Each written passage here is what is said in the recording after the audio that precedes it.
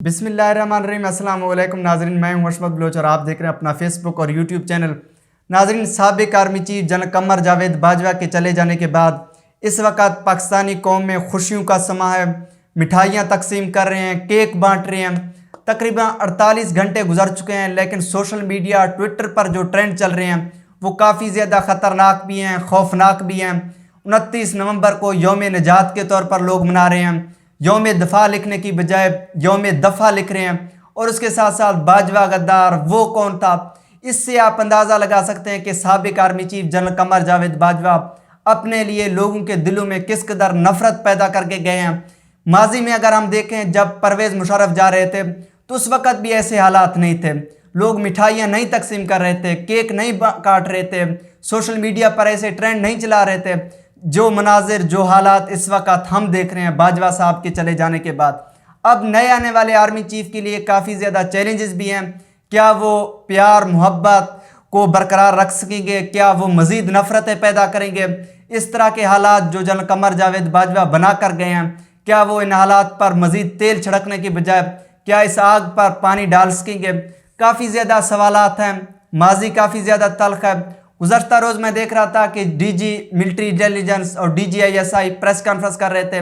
इमरान खान के बयानी को वो फेक करार दे रहे थे और उसके साथ साथ वो ये कह रहे थे कि इमरान खान लोगों को उकसा रहे हैं पाक फ़ौज के ख़िलाफ़ भड़काने के लिए।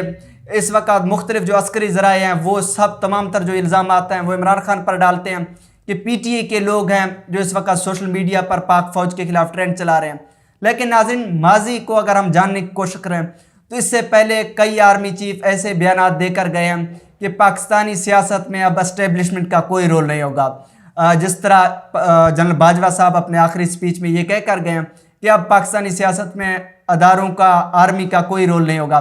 लेकिन अगर हम माजी में ये देखने की कोशिश करें, जो भी आर्मी चीफ आता है पहले वो सियासत में इंटरफेयर करते हैं, इलेक्शन में दरअंदाजी करते हैं, किसी पार्टी को इक़्तिदार में लेके आते हैं, वज़ीर आज़म मुंतखब करवाते हैं और उसी मुंतखब वज़ीर आज़म को फिर अगर उनको पसंद ना आए, बात ना माने तो उसको घर भेज देते हैं रातों रात।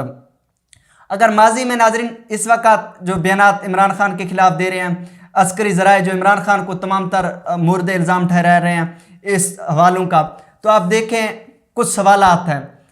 कुछ लोगों को, कुछ लीडरान को, कुछ पार्टियों को ये खुद आगे लेके आते हैं, इन पर इन्वेस्ट करते हैं, टाइम लगा देते हैं, लेकिन फिर अगर उनको पसंद ना है तो इनको बैकफुट पर ले जाते हैं और इनको नाअहल करवा देते हैं, इनको घर भेज देते हैं।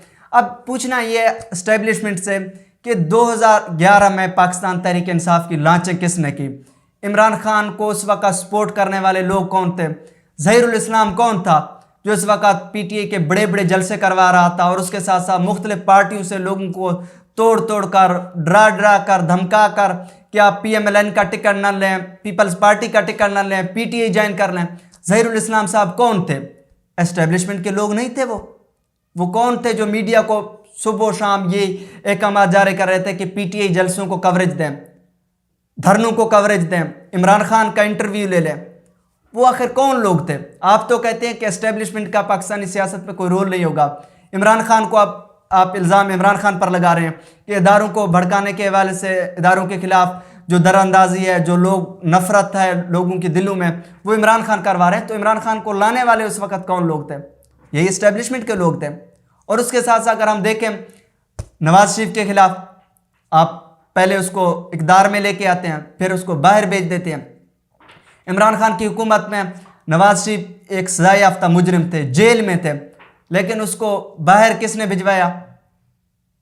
उस पर तो अदालत के इल्ज़ामात थे, अदालत ने उसको जेल भेजा, लेकिन इमरान खान के मुताबिक एस्टेब्लिशमेंट रोल अदा कर उसको बाहर भिजवाया। तो आप अंदाज़ा लगाएं। और तीसरे नंबर पर गुज़श्ता रोज़ इमरान खान अपने जलसे में कह चुके हैं कि मैं कुछ लोगों का एहतसाब करना चाहता था, मैं कुछ लोगों को अदालतों के कटहरे में लाना चाहता था, लेकिन नैब मेरे कंट्रोल में नहीं थी, उनको कुछ और लोग चला रहे थे। तो नैब किसके कंट्रोल में थी? एस्टेब्लिशमेंट के क्या रोल अदा कर रहा था? कुछ लोगों को बचाने के हवाले से, कुछ लोगों को NRO देने के हवाले से। तो एस्टेब्लिशमेंट का रोल था ना। पहले आप इमरान खान को इक़्तिदार में लेके आए, उनके जलसे मैनेज करवाते रहे, पार्टी में लोगों को लेके आते रहे, फिर नवाज शरीफ को बाहर भिजवाया, पहले उसको अदालतों से सजा दिलवा कर। ऐसे हालात यूँ नहीं बने जो इस वक्त नफरत है साबिक army chief general Qamar Javed Bajwa के हवाले से, अदारों के हवाले से। कुछ हुआ ना, माजी में कुछ होता रहा जिसकी वजह से लोग इस वक्त मजबूर हो गए कि ऐसे लिख रहे हैं, ऐसे बयान दे रहे हैं, केक काट रहे हैं, मिठाइयाँ तकसीम कर रहे हैं।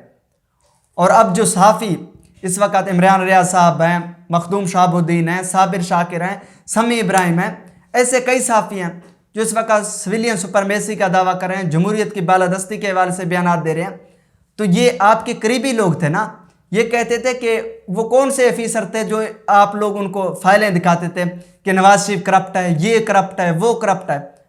आपके अंदर के ही लोग थे जो इन सहाफ़ियों को बुलाकर, इमरान रियाज को बुलाकर, मखदूम शहाबुद्दीन को बुलाकर, साबिर शाकिर को बुलाकर और मुख्तलिफ जितने भी सहाफ़ी इस वक्त सोशल मीडिया पर हैं या टीवी चैनल्स पर प्रोग्राम करते हैं, उनको तो आपके अंदर के लोग बुलाते थे कि ये देखें, फाइलें देखें, ये करप्ट हैं, ये चोर हैं, इनने पाकिस्तानी कौम का पैसा लूटा है।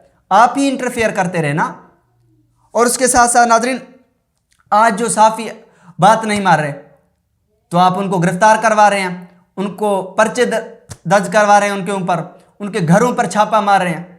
बाजवा साहब के दौर में क्या हुआ? असद तूर के घर पर हमला हुआ, अब सारा रन को गोलियां लगी, इमरान शफकत को गिरफ्तार किया गया, रिजवान रजी को गिरफ्तार किया गया। और इसके साथ साथ जो आखिर में वाकया पेश आया काफ़ी ज़्यादा अफसोसनाक, अरशद शरीफ के साथ क्या हुआ? उसको आपने पाकिस्तान में जीने का हक छीन लिया। पहले तो आप उसको लेके जाते थे, कभी अपने ट्रेनिंग सेंटर्स का दौरा करवा रहे थे, कभी अगले मोर्चों पर लेके जाते थे, जेट तैयारों में उसको बिठा कर ले जाते थे। जब उसको अंदाज़ा हुआ कि ताकत का सरचश्मा या पाकिस्तान में अवाम नहीं है बल्कि एस्टेब्लिशमेंट है, तो वो बोलने लगे। फिर आपने उसको प्रेशराइज किया, पाकिस्तान से बाहर भेजा। फिर जाकर क्या कुछ हुआ उसके साथ? आप तो उसको एक इत्तफाकी हादसे का नाम दे रहे हैं, लेकिन एक प्री प्लान साजिश के तहत अरशद शरीफ को कत्ल किया गया। यह है तल्ख का एक है। आप जिस अल्ताफ हुसैन को गद्दार करार दे रहे हैं, जिस अल्ताफ हुसैन के खिलाफ केसेस बना रहे हैं, एमक्यू को बनाने में, एमक्यूएम को बनाने में किसका हाथ था? अल्ताफ हुसैन को लाने में किसका हाथ था? ये ऐसे सवाल आते हैं कि अगर कोई जवाब इनका देना चाहिए, हम तो पूछते रहेंगे।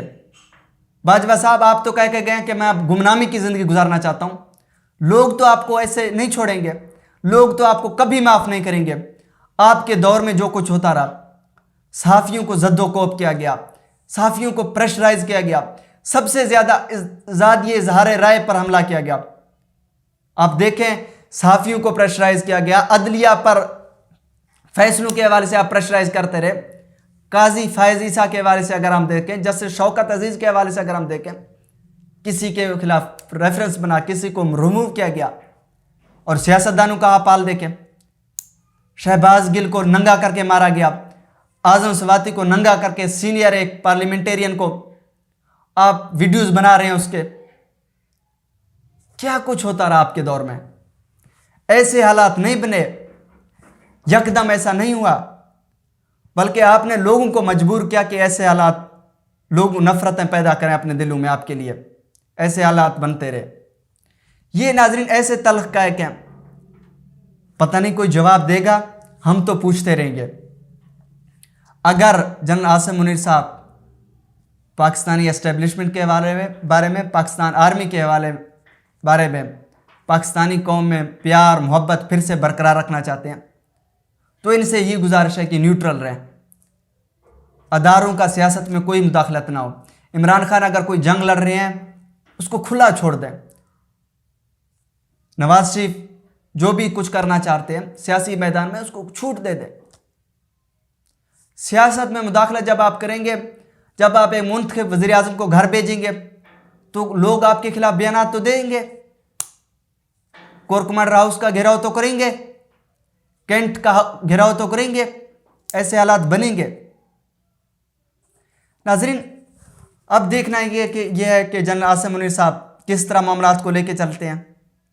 क्या वो दोबारा उसी रवायत को बरकरार रखते हुए जो दीगर हमारे आर्मी चीफ साहिबान करते रहे हैं, क्या उन्हीं को बरकरार रखेंगे या न्यूट्रल रहेंगे, या अदारे की साख को, इज़्ज़त को, वक़ार को बरकरार रखेंगे? इसके लिए नाज़रीन थोड़ा सा इंतज़ार करते हैं।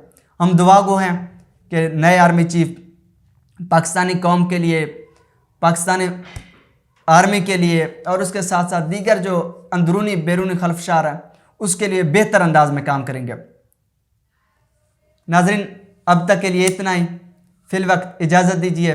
इंशाअल्लाह नेक्स्ट व्लॉग में मज़ीद मालूमात के साथ, इतलात के साथ आपके साथ ज़रूर हाज़िर होंगे। इजाज़त दीजिए। अल्लाह निगहबान।